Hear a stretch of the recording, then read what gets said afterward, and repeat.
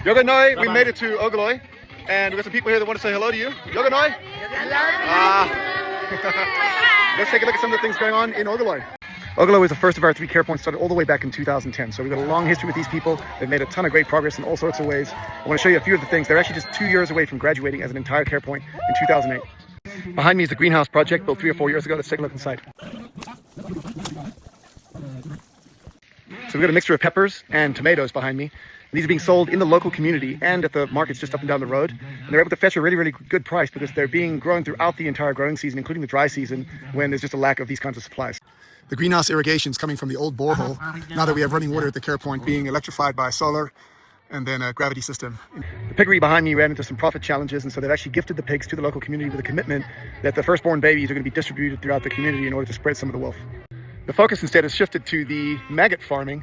It's actually been incredibly successful. If you remember, this is actually providing the feed for the chicken coop in Bucadere right now. You got to check this one out. So this, ladies and gentlemen, is probably the first and only maggot farm you'll ever see. These here are maggots busy growing. Eventually, they're actually dried out to kill the existing maggots and turned into a really high source of protein feed for chickens. They were also used for the pigs at one point. But this excites me more than anything else. This here is our new passion fruit grove. We acquired the land just 2 or 3 years ago, and the last 2 years, tons of progress has been made here. We're harvesting 2 rounds of passion fruit every single year to being sold in the local market, but also all the way down in Soroti. What's awesome about this is all the work, all the labor is being done by the care point community. The management committee is overseeing the project. The kids were involved in the construction of this perimeter fences to keep the area secure. And in time, the goal is to be able to hire a full-time employee simply to work this project off of the profits. Very, very cool.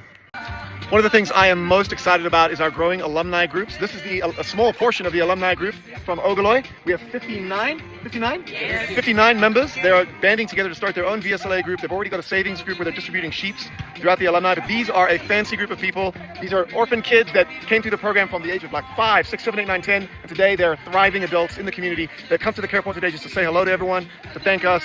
And we're super excited to see them. Really proud of all you guys. Thank you so much. I just got to spend the last hour with a whole bunch of community members from several of the local VSLA groups, sharing story after story after story of transformation that's gone on in their lives in the local community. And it's incredibly empowering just to see the amazing work that these people have done on their own power. We just had a quick meeting with a self-help group, a bunch of ladies, 15 of them, that have begun a small savings program. They've basically been pulling their resources to buy goats and duplicate them. There's 97 goats in this collective now that they're using as a savings resource to build wealth and ultimately actually build permanent housing structures, which you can see behind me in the background there. Really, really impressed to see their progress. Ogoloi.